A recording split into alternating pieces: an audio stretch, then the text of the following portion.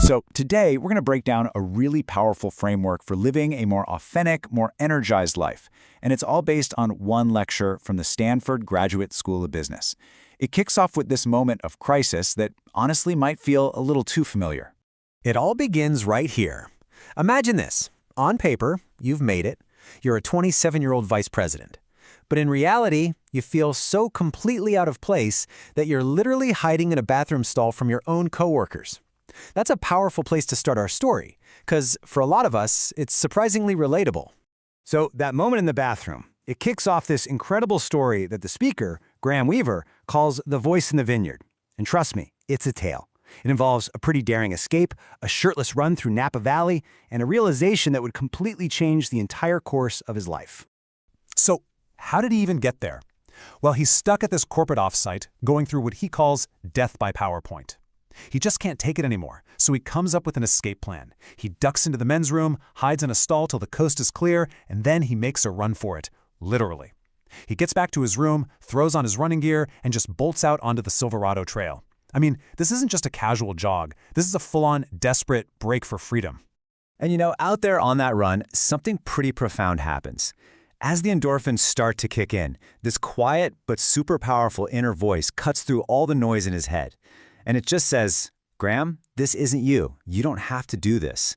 Now, he'd heard this voice before, but this time, it was just undeniable. He knew it was his truth, and this wave of peace just washes over him as he decides, right there on the trail, that he's going to listen to it. Now, here's the best part. The thing that's really interesting about this deep, spiritual moment is how it ends. He's finishing his run, Eye of the Tiger is blasting in his headphones, and he's feeling like Rocky. He's shirtless, he's got a red bandana on, and he starts shadowboxing in the reflection of this giant glass building. Only he then realizes that building is the restaurant where his entire company is having lunch. I mean, talk about a brutally embarrassing moment, right? But it's one that cemented this whole experience in his memory for good. So this whole story perfectly sets up this conflict that's going on inside all of us, this battle between two very different voices. First, you've got the voice of fear. This is your survival instinct, that loud inner critic. It's always anxious, and its only job is to keep you safe, which usually means keeping you small. But then there's the second voice. This is your intuition, your true self. It's quiet, you usually feel it in your gut or your heart, and that's the voice that holds your dreams, your path, and all your real energy. So the big question is, how do you actually start listening to that second voice? Well, Weaver proposes making 3 simple promises to yourself. And the very first one is, remove the nail. This is all about getting unstuck by finally dealing with that one obvious problem that's holding you back. Now, this idea of the nail in your head is just a fantastic metaphor. It comes from this viral video, and it's basically that one glaring problem that you complain about all the time, but you just refuse to fix. You know what it is, your friends definitely know what it is, but you want to talk about everything else except the nail. It's the thing that has you stuck, and until you pull it out, you really can't move forward. And these nails usually fall into one of 4 buckets. It could be a bad habit that's just draining all your potential. It might be some unresolved experience from your past that you kind of buried instead of actually dealing with. A lot of the time, it's a set of restrictive rules or assumptions you've put on your own life.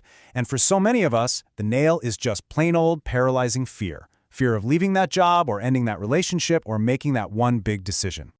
So why is it so hard to just pull the nail out? Well, this quote right here explains it perfectly. Because change is uncomfortable. Leaving a job, breaking a bad habit, it's gonna get worse before it gets better. That's the key. You have to be willing to walk through that initial discomfort to get to whatever's next in your life. Okay, so once you're unstuck, where do you go? Where do you put your focus? That brings us to the second promise. Follow your energy. And this is a much more practical and, frankly, more helpful guide to finding your path in that old cliche, follow your passion. I mean, we've all been told to follow your passion, right? But that advice can be totally paralyzing. It makes it sound like there's one single, perfect destiny that you're supposed to have already figured out. Follow your energy, though. That's something you can do today. It's just asking, what gives you a spark? What are you curious about right now? What lights you up? The idea is that your second voice, your soul, talks to you through the language of energy. And a great way to figure this out is the 9 lives exercise. It's super simple. Okay, so life number 1 is just the life you're living right now. Easy. Then you brainstorm 8 other lives that you could start today that would just make you jump out of bed with excitement. They don't have to be practical at all. Be a monk, a DJ, a writer, whatever. The whole point is just to see what themes and activities really truly energize you.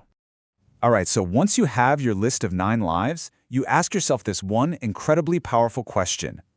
Which one would you choose if you knew with 100% certainty that you could not fail? This question is specifically designed to completely shut up that loud voice of fear and let your truest, deepest desire come right to the surface. And that answer? That's where your real dream is hiding. Okay, you've removed the nail, you've found your energy. What's the last piece of the puzzle? Well, that leads us right to the third and final promise. Go all in. This is all about beating that trap of hesitation and just dedicating yourself completely to the path you've chosen. According to Weaver, these are the 2 most dangerous words in the English language. Not now. It sounds so reasonable, doesn't it? So responsible. But more often than not, it's just fear wearing a really clever disguise. It's how our biggest, most important dreams get pushed off again and again until not now just slowly fades into never. And that not now almost always comes with a whole list of excuses. I mean, take a look at these. Do any of them sound a little familiar? Oh, I'll start when I pay off my loans, or when I get more experience, or when I'm finally ready. The problem, of course, is that the finish line for being ready is always moving. There's always another reason to wait. So how do you beat the not now trap? You just commit. And this slide right here shows you the only formula you need to start any journey. It's you. Your drive, your character, your grit, plus your energy, plus a decision to go all in for as long as it takes. And that right there equals enough. You don't need anything else. You already have everything you need to start. Now, what's really amazing is what happens the moment you fully commit. That internal war between your 2 voices, it just stops. The voice of fear loses all its power because, hey, the decision has been made. All the energy you were wasting on doubt and hesitation is suddenly freed up, and you can point it directly at your goal. This is how you tap into a massive source of power. So let's bring it all home. Let's tie these 3 promises together into one last big idea, because it really all comes down to your one decision. The path to living your life at full power is built on these 3 simple, repeated commitments. First, when you're stuck, you promise to take the nail out of your head. Second, you promise to always move in the direction of things that give you energy. And third, you promise to go all in and to stop saying the words, not now. You know, it's so easy to think that a good life is the result of making millions of complicated decisions correctly. But this whole framework suggests a much simpler truth. Living at your full power doesn't require perfection. It just requires you to make one single, fundamental choice, over and over and over again. And that choice is this. Which voice are you going to listen to? The loud, anxious voice of fear that wants you to play it safe and stay small? Or that quiet second voice, your truth, your intuition, that knows what you're capable of and is trying to guide you toward a life of full power? That's really the only decision that matters.